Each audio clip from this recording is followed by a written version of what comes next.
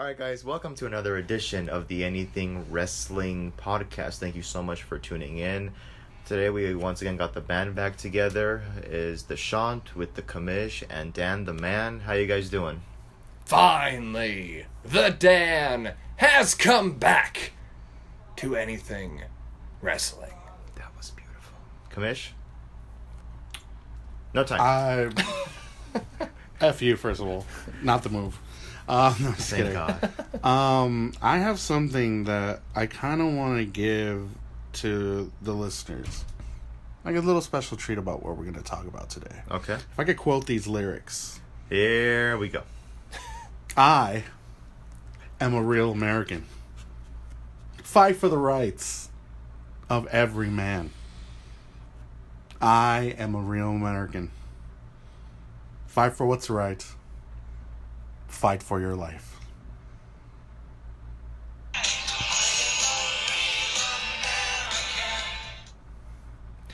And then he gets booted out of the company.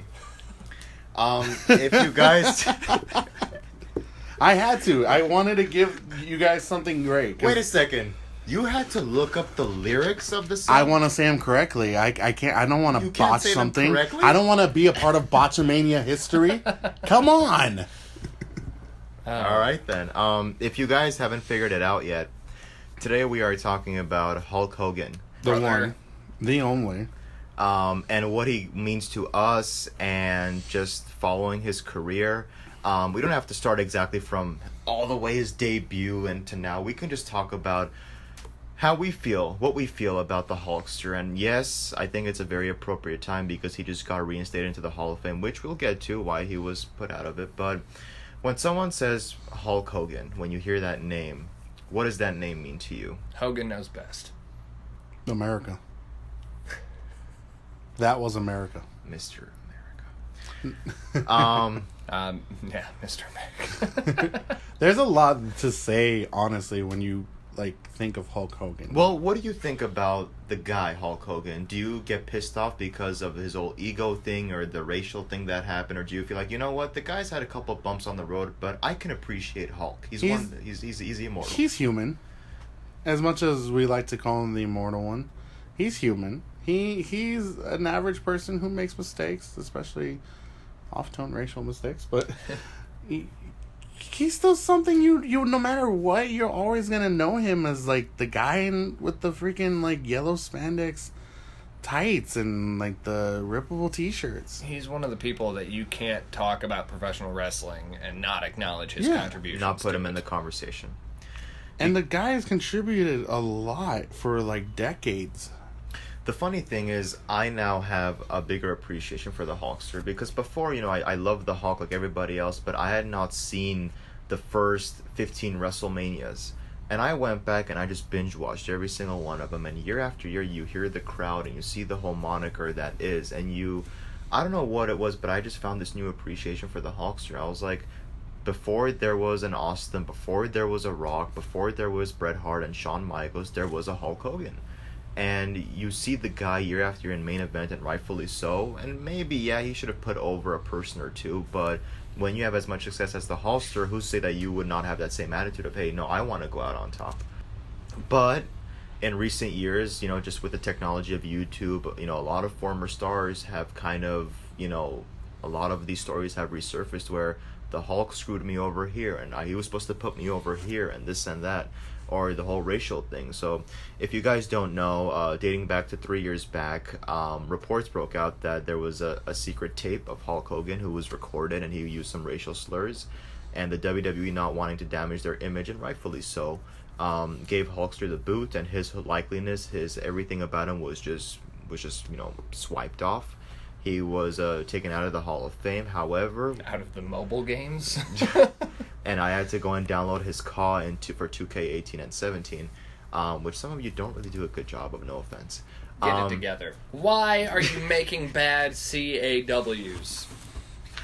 But I think with WWE, they eventually forgive and you've done what you've done, and now we can welcome you back. So personally, you know, it's infamous that Hulkster, he should have put over so-and-so. He should have let so-and-so have the ball. Is there one opponent or is there one given scenario where you go, you know what, Hulkster, we love you and all, but you should have done the favors that night? Jesus. I think for you, there's a special spot with Shawn Michaels at SummerSlam. Yeah, maybe. No? I am think so... that was a weird egomaniac tug-of-war. I am so indifferent about that because it's like two wrestlers that I've grown up with. One from the Golden Era, one from like... New Generation era, where it's just like... Who puts who over? And at this point, who's going to swallow their pride to put the other one over? Because you have the biggest egos clashing, and it's like...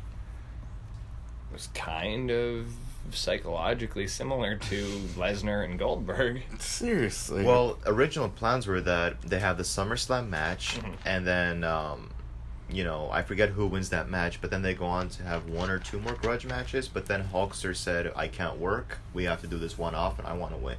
So Shawn Michaels goes out, in Shawn Michaels fashion. Flopping like in that ring, you know, I mean, the finger poke of doom, I dare to think what that would have done to him that night. But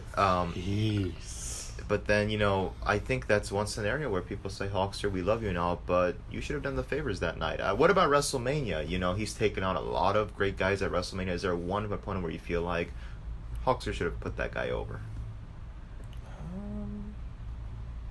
I think the closest one that I come to, if I can maybe go the other way, but then again, I think about it, Macho Man Randy Savage? Because that whole angle where the mega powers explode, I don't know. I loved Randy. I don't know. I think he should have. I think that. Or maybe they should have had a 2-off. You know, WrestleMania, and then the next year. It should have been that. But the thing is, like, you have another ego that was really big, but not as big as, like, obviously Shawn Michaels. But it's like with Randy, even though it should have been his moment, there's never a moment that you can't give Randy Savage ever in history. Which, you know, I mean, what dominated more, the elbow drop or the leg drop when these two came to wrestle? I mean, it's almost in comparison to the lovely list I've compiled recently. You know, there's such thing as leg drop from Hulk Hogan, and there's a list of 1,004 moves that has once been stated by Chris Jericho that I am reinventing. And I'm just going to mention this one because it's similar to Hulk Hogan's leg drop. It's the number one on the list. I believe you found this list in a lockbox. Buried somewhere outside of a garden. Of the Shockmaster's garden. I'm just going to read the first one because it's similar to the person we're talking about. It's literally the first move on this list. It's called the Southern Leg Thrust. I mean, what's better, leg drop or the Southern Leg Thrust? We'll never know. We just lost all our viewers. But one of those long storied debates. Right? I mean, don't thrust that upon me. It could be followed up with move number 2. The Armbar. But again, we'll get back to this list another time. This is not the right venue for this. So here's my thing. Can Hulk Hogan put over people? Yes and no. Should he have put over a lot of people that deserved it? Yes. There was someone he did put over that I would have never guessed he was going to, especially for how big of a WrestleMania it was back in the day. And I'm talking about WrestleMania 6. Ultimate Warrior. When it was the Intercontinental Championship on the line along with the WWE. World Wrestling Championship. Now, the Ultimate Warrior was right at his prime, I think. And it's like, the man, like, he knows how to entertain a crowd, obviously. And I thought the whole time as a kid, like, oh, I want the Ultimate Warrior to win. I just didn't know the reasonings why. As I look back to this match as an adult, it's like, yeah, Hogan did the right thing and put him over. I think that Hogan can do it. Is he notorious for not doing it a lot? Yeah, he is. Just barely, because when Warrior hits that ultimate splash, once that 3 count comes down, Hogan kicks out. Yeah. So, but eventually, just barely. Exactly. Just barely. But he still did it. It says a lot about Hulk Hogan. It does. What about you, Dan? I think a lot of the matches later on, when he was when what was it, 2004 when he is that 2005. right 2005 Yeah. He came back and he was facing a lot of people who had no business losing to Hulk Hogan on once they got to the big matches. And who were these guys? Trying to pull up the list while because I know we did the whole tag team with Shawn. Did you just say list? The list? Yeah. I can mention another move on the list while you're looking up your list. Oh, absolutely. Feel free. This is move number 3. It's named after our host, the Shawn KO. Shawn KO, number 3. That's interesting that would be on this list. We found it in a lockbox in the Shockmaster's garden. It is the Shockmaster. It's seriously like that guy just shocks me all the time. He's a master of that, isn't he? What's another move you might have there on that list? Oh, you mean move number 4? Yeah. The armbar. The armbar. It's on there. I don't know how. Like, I feel like this list also fell into the hands of Chris Jericho.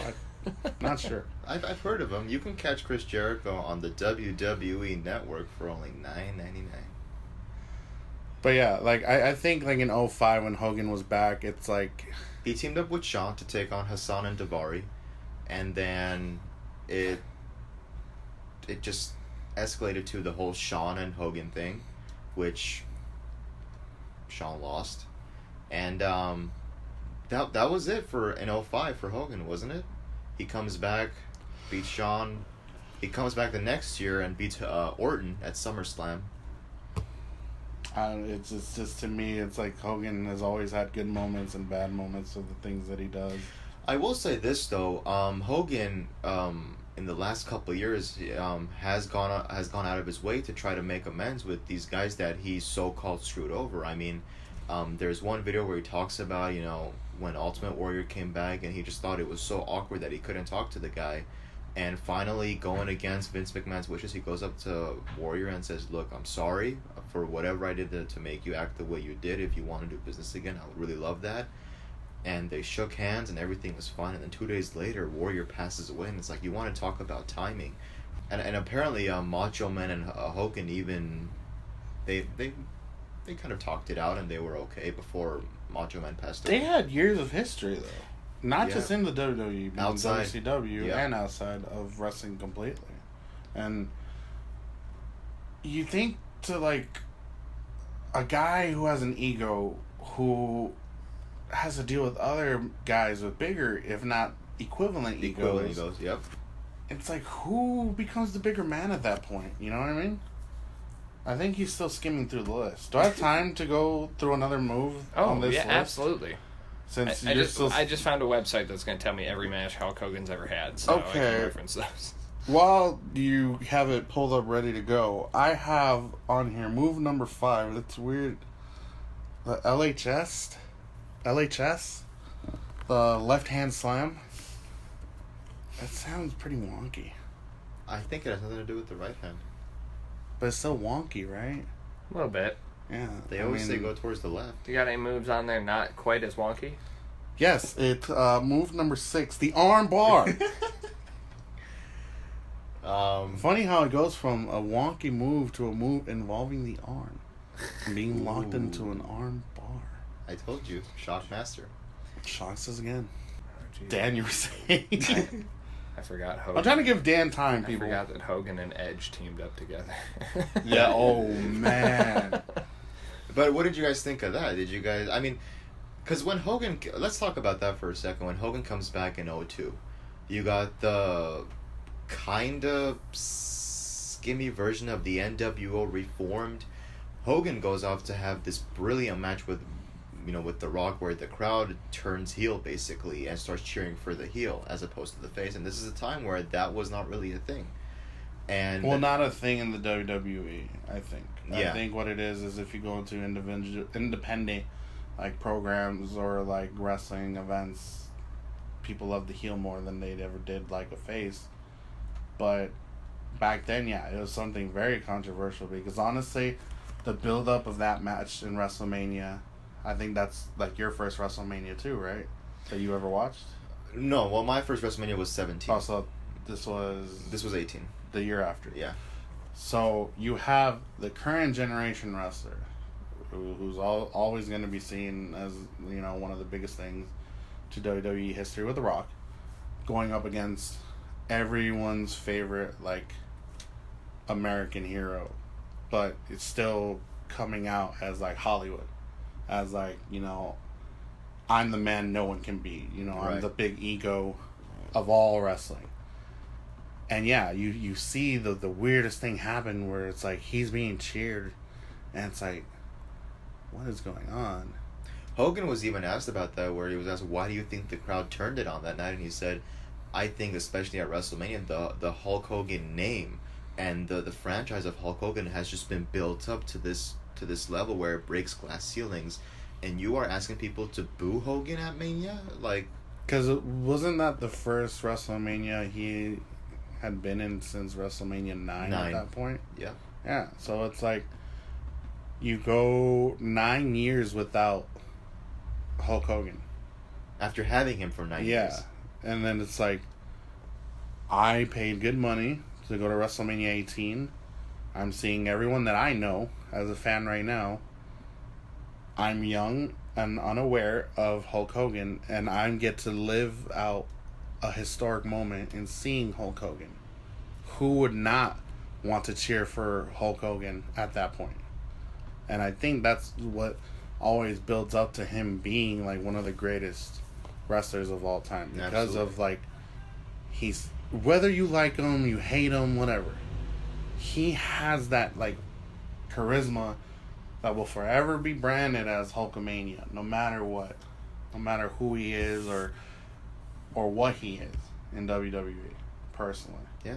that's why I think that's why it was an awesome moment to see the crowd cheer for him and What about boo you, The Dan? Rock. With Hogan's return back in 2002. Actually, I think that was his best stuff since, like, from then on. Because, like I said, I found this site and I'm just scrolling through, and without context, I remember feeling the way that I felt about him. You probably should have gone. You probably should have taken the L to these people in the time. Now looking through the list, it's kind of rough to see that. But also, who would have thought in 2002 you'd see Hulk Hogan versus Ric Flair for the title? Was this their Raw I think match? it was for the title. Maybe that one wasn't for the title, but he was still world champion at the time. He was world champion at the time. In And 2002. In 2002. Now, with the NWO stuff, I know a lot of people look back and they're kind of on the fence about it. I didn't mind it. I thought it was fun. NWO and WWE? Yeah. Okay. When it was Hogan, Hall, and Nash. The original three. Yeah. Back. That chunk. Not once they turned it to where then X-Pac and Big Show and all of them were in, and Shawn And Booker were T. in there. And Booker T were in there. But And then what did you think after Hogan kind of had that match and just ditched the black and white and went back to red and yellow Hogan? How did you... I was fine with it conceptually, but that's when I think we started to see sort of this resurgence of the classic Hulk Hogan character, who was kind of immune to everything. I know that's part of his gimmick, is to get the no, and then you beat him up, hit the leg drop, and it's over. But I did feel like there were storylines along the way where you should have been building up your other talents. And so even if you found a way to put them over him in a dirty way, that would have been better than his semi-consistent win record. Well, the one match that kind of comes to mind from that era was when he faced Kurt Angle at King of the Ring, and he tapped out. Mm-hmm. Hulk Hogan taps out to Kurt Angle. And you think about that, it's like... That's when his face is just busted open, isn't it? I believe so, yep. And I think the Kurt Angle had just ditched the wig after he went bald. Which, by the way, I mean, if you have a bald guy against a bald guy, I mean, you just have to do it. I got a question for Kurt Angle, though. Why are you wearing a wig? He didn't think bald was beautiful back then. Now he does. If you guys have not seen Kurt Angle with hair, you can catch it on the WWE Network for only $9.99. Back when he was in a love triangle with Triple H and Stephanie. Yes. So awkward. But Yeah, I think that's the thing with Hogan is that no matter what era you bring him back, whether it's the 80s, the 90s, the new millennium, the 2010s, the right now, Hogan can adapt and he can bring something to the table. He can give you that pop again. He can rip that shirt off and kind of make you reminisce on all those memories that you have of him. Okay, so you say he can turn it on whenever, right? Yeah. So how did you guys feel? You hadn't seen Hulk Hogan in a while, if you weren't following WCW. But if you were, he had been there, but he kind of left for a little bit. Mm-hmm. And you're wondering, what's going on with Hulk Hogan? He hasn't really been himself. All of a sudden, there's supposed to be like this, 3-on-3, 6-man tag match between Savage, Luger, and Sting versus, wasn't known as the NWO yet, the Outsiders with Hall and Nash and a mystery partner. Obviously, no one in their right mind would have thought, oh my God, Hulk Hogan's in on this. He's going to sell this. This is nothing like Hulk Hogan. Because he'd been a good guy for pretty much his entire career. Exactly. It was actually in the books, they said, hey, if Hogan gets cold feet, Sting is going to turn and he's going to join the Outsiders. But, go on. Into that match, you see Hulk Hogan walk out. And you can kind of see it in his face, like, I have to sell this. I really have to sell this. If not, this is going to be the worst thing that I could ever do in my career, or the worst thing to happen in general. And he's not thinking about it. He's just walking up to the ring.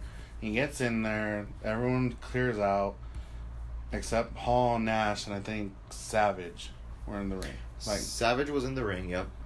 And you're just wondering, what's going on? You know, is he... Bobby Heenan's he's probably the third man. I'm going to call this. You're seeing, this whole build-up. And in one leg drop, you just see the entire crowd almost have the same Brock Lesnar-esque wind taken out of them. When you see Hulk Hogan drop that leg drop onto Savage, you're just like, what is going on? Is my favorite wrestler of all time now a bad guy? Hulk Hogan has betrayed WCW. Cups go flying. Were there chairs? Were there any chairs thrown in? No, No, it was all there's cups and cups and wrappers. trash. This ain't ECW. No. We'll talk. We should have an ECW one. But I think at that moment, I felt betrayed as well. I would never think Hulk Hogan could do this. But at the same time, it's like, why does this feel kind of right? Yeah. They say that every wrestler needs to evolve and needs to bring a new dimension to their character. You think about Hogan, you think about The Rock, Austin. Roman. They've all had that moment of being on top of the company. Yeah. But somewhere along the line, they turn into that bad guy. Now, sometimes we didn't buy it. Like with Austin, I don't think anybody bought it. Austin's supposed to be a bad guy? He's teaming up with Vince? Who's going to buy that? With The Rock, you kind of bought it because The Rock came out and said, don't think that The Rock forgot about all those chants and now I'm supposed to come and represent the people. It's the corporate elbow now. It's not the people's elbow. Mm-hmm. And you kind of believe it. You're like, okay, I can see why he would do that. With Hogan, the guy that stood up there in the face of Sergeant Slaughter, when the WWF got real threats that if you don't stop this, we're going to attack, Hulk Hogan has stepped up to every villain and has come out on top. Now, he becomes the villain. I don't got a problem with the black and white Hogan, but it's still a shocker. It's really still something that sticks out to you, Well, I got people talking. Like Mr. America? Never mind. I still don't know who was under that mask. Who was under that I mask? have no idea. Why are you wearing that mask? We all knew it was you. Come on. But anyways, you have to think, at that point, nothing like this could happen. And then if it did happen, it's just a trick. He's going to save WCW. NWO lasted for a couple of years. With 10,000 members? So many people. But it was the greatest thing to happen to WCW. But it begs the question, because Sting went on record of saying, I was the Surfer Sting, and then when I saw Hogan, I saw NWO, I knew I needed to make a change to my character, because how long could Surfer Sting last? Yeah. You need to always evolve. So where it has its bads, it has its goods too. Oh, it did, because honestly, at that point, it's like you caused a lot of things to happen, and you not only let it happen to you, you affected people around you and their characters. Because let's see it. Hall and Nash left the WWF at the time to come to WCW. They made their impact already. They already skyrocketed into We're not fame. talking about TNA. Of course not. And then you got Sting to think, like, I can't be this, like, surfer body dude from California anymore. I have to do something about my own reputation as well, or I'm not going to last in this. Another great heel turn, which I never expected, Scott Steiner. To Big Papa Pump. I mean, he only had a 33% chance of being successful in the... Only 33%? That's it? But still, like, would you ever think the Steiner don't brothers... you have a question about that 33%? Why is it only 33%? Seriously, I mean, it could be almost as equivalent to move number 33. And ironically, this move is just maybe in his favor. The Nude Dude. I hear he likes to be in the buff. Yeah, it's only a 33% chance of that. Does that bag well? I don't know. I think it depends if it's paper or plastic. Yeah, it does. Consequently, I just gotta know. What's move 34? The Armbar. Oh. Why did I not see that coming? I have no idea. But Dan, what do you think about this whole talk of the heel turn when it comes to... Like Hogan's heel turn. Hogan's heel overall. turn. The guy of the company, or one time who was part of the WWF, WCW, he goes there, okay, red and yellow, we're all good. And then he just turns it. Becomes the bad guy. What year did that actually happen? 1996. 96. Bash at the Beach. So, I'm fine with it, because like you said, at you gotta evolve sometimes, just to keep yourself from fading into obscurity or becoming stale, Roman. Because If only you guys could see my expression. That's what made me laugh. because Hulk Hogan had been, like you said, he had been the red and yellow superhero, pinnacle of American pride and joy for 20 years at that point. Yeah. And When did it start? 1980? Way before that. This is when he was building his career. No, I'm talking 70s. about when he was in Rocky, and then it was Hulk Hogan, and then they built Oh, in the him. 80s. That was in the In the 80s. 80s. So from 1980 3, probably? to 1996, that's how many? It's almost 20 years. No, it's So almost about 15 years. Yeah, 15 years. but he had been wrestling since the 70s, Yeah, hadn't he? no, But not Yeah. as Hulkster. Yeah. No, but and you still know who Hulk Hogan is. You still know that he was going to be something big because of the push that he was getting back then all the way to the 90s. Yeah. And so he'd been a similar character all that Yeah, time, and then you finally get here and we flip that switch. And did it shock people? Did it upset people? Yes. Not like But- the Shockmaster. But for the right And this reasons. weird list, seriously. But for the right reasons, and it was a chance that WCW took to potentially alienate fans. And I'm sure that it did to an extent, but in the long run it paid off. So follow-up question, had Hogan not turned heel, do you think that his character would have become stale within the next couple of years or within some time soon? I think it would have fallen into a similar I category think of so, John too. Cena, Of just repetitious, we want something new, bring Yeah. someone else along. where it's happening, but you're kind of bored of it. You're like, all right, well, it's Hulk Hogan. But at that time, there were there was 3 promotions, but there were 2, it was WCW and WWE. If you got bored of Hogan, couldn't you just flip the channel to WWF and get something new? Here's the problem with that. As much as you could have, if Hulk Hogan didn't switch it up, you would have just stayed with WWF. There wouldn't be no Monday Night Wars. There wouldn't be no competition between the two. Good but point. because of this radical change, I had this problem. I swear, for years, where it's Monday night, I'm like a teenager. Oh my god, what's going on with DX right now? Wait. I forgot that Nitro's on. Oh my god, the NWO just attacked someone again. Oh my god, they're doing something. Wait, what's going on? Like, it was so hard to switch in between both promotions that were on at the same night because you wanted to see what was going on. And the fact that Hogan still had that effect on you as a fan, like, you want to know what he's up to, what his crew is up to, what they're doing.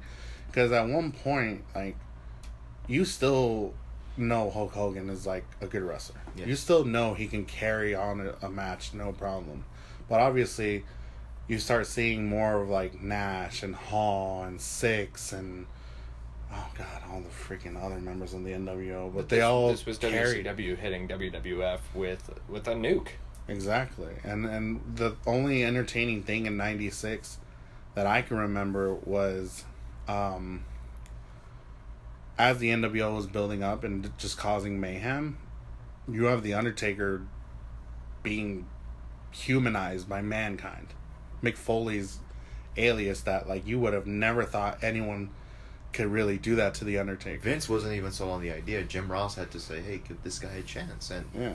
And what else was going on at that point? Shawn was a face. What year is this? 96. So Austin 316 had just been born, but it wasn't as big yet. Okay, we're talking about it's growing. Shawn Michaels was the guy of the company. Yeah, and but this was when the garden had just been planted and everything was about to start blooming. Yeah, while for some reason NWO had the proper fertilizer to just grow a lot faster and instant. But then the NWO they started to get stale. Some of these infamous interviews say you would see 5 limousines just pull up and people come out with NWO shirts. I think it just came to that point where it gets stale, it gets repetitious. You're like, okay. And even Hogan at one point is he's not hanging around them as much. He's not really, like, conducting as much with them. You just see Nash run the show. But this is supposed to be about Hulk Hogan. So at that point, I'm thinking Hogan's like, well, I have to do something new. I have to do something new again. And going to the stale thing, I'm going to dip over into TNA for a second. But unless you execute a faction well, like WWE has done a handful of times over the years, unless you execute a faction well, you run into things like Aces and Eights. You run into things like Main Event Mafia, where on paper it should be good, but then it goes on just a little too long and the fans tap out. Yeah, so at that point, honestly, and many times Hogan has had to reinvent himself. It's helped him. He's had to do the things he's done recently in the WWE. But he's been apologetic in recent years for half the stuff he's done. Absolutely, yes. Yeah. So that's why, like, I can honestly say, no matter what Hogan does in his career, he's always found a way to, like, reinvent the wheel himself. Yes. For himself, but also to put people over, not put people over. And even now, as any wise adult learns, like, yeah, I have some things I need to amend or fix things or make things right. Yeah. You can't take anything away from him for being a savvy businessman, for building his own brand. Yeah. Which is consequently a result of some of this headstrong stubbornness to not put other people over. Mm-hmm. So you can't take that away from him from a business standpoint, but did it hurt other people's brands sometimes? Yeah. Well, I said it at the beginning, is that it's very easy to sit there and say, oh, Hogan, you should have put so-and-so over, but you gotta understand, this guy's on top of the company. It's like you said, he's created his own brand, he beats to his own drum, everyone goes crazy for the guy, so you are bound to develop a little bit of an ego and say, no, I'm not doing that. Yeah. It could be WrestleMania, but I'm not doing the favors tonight. So, as we wrap up this episode, we talked about Hogan and the heel turn and his comeback and everything and what he means to us. Your favorite Hulk Hogan moment of all time would be? I'm going to say Rock versus Hogan. Rock versus Hogan? Okay. I would say my favorite moment will always be Hogan turning.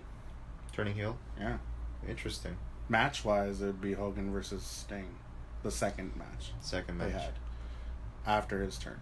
Because you have Hollywood Hogan in his prime versus a newly redeveloped Sting who realized as well, I needed to change. Evolve, yeah. I needed to evolve, and you're getting, I think, a way better wrestler out of Sting. Rejuvenated wrestlers, exactly. Basically. Favorite moment? Kind of go back and forth, but I think one that sticks out, and I may be biased, but the infamous moment in the Superdome at WrestleMania 30, Hogan, The Rock, and Austin. And I think you kind of got that glimpse, that stare down between the two. Two or three. Well, I mean, from the aspect of a Hogan versus Austin, and The Rock comes out, and it's like, are we supposed to see this right now? It's too good to be true. Match wise, gee, I don't know when that. I think Hogan and The Rock might be the one, but I feel like there's another one. I'm having a hard time recollecting, but if it's not the one, let me just mention real quick what the one could be. The one number, 35. The Spunk Slant. I'm just saying. I just had to throw that in. Well, what else you got on that list? I think I got number 36 called the starts with an A, ends with an R. Armbar. Yeah. I'm sorry. Carry on. no, yeah, yeah. I think right now, because my memory fails me, I think The Rock and Hogan would have to be the match. I just think the fact that I think what stands out to me, the match was great, but afterwards when Hogan he stands up, he's holding his ribs and he extends that hand. That's Rock him giving the push, and he's like, go ahead and pose, and the NWO, I guess that first NWO 1.0 in WWE kind of disbands because Scott Hall comes out of what's going on with his handshake, and The Rock comes to his rescue, and it's so funny, they walk up that ramp, and Hogan raises up The Rock's arm. 11 years later, The Rock is holding up John Cena's arm at WrestleMania. How the torch gets passed. Yeah, but now those pair of jorts aren't really doing much with the torch. Is anyone really wearing those jorts? I don't know. Speaking of, don't you have a question, Dan? Why are you wearing those jorts? We'll never know. Anyway. Join us next week when we discuss the invasion of 2001. Oh, I think we can do that one. That's a really good one. Looking forward to the invasion. Anyway, guys, once again, we want to thank all of you for joining us. We talked about the franchise that is Hulk Hogan, the person that is Hulk Hogan, the good times, the bad times. But at the end of the day, I feel like he strikes a chord with every single one of us. Yeah, we got a chance to talk about what Hulk Hogan means to us. And let us know in the comment section what you guys think of Hulk Hogan. Do you guys think that we should forgive him for all the times that he should have put someone over and he didn't? Is it okay to make that mistake? Is it not? Let us know in the comment section below. And most importantly, brother, remember to say your prayers, eat your vegetables and vitamins, and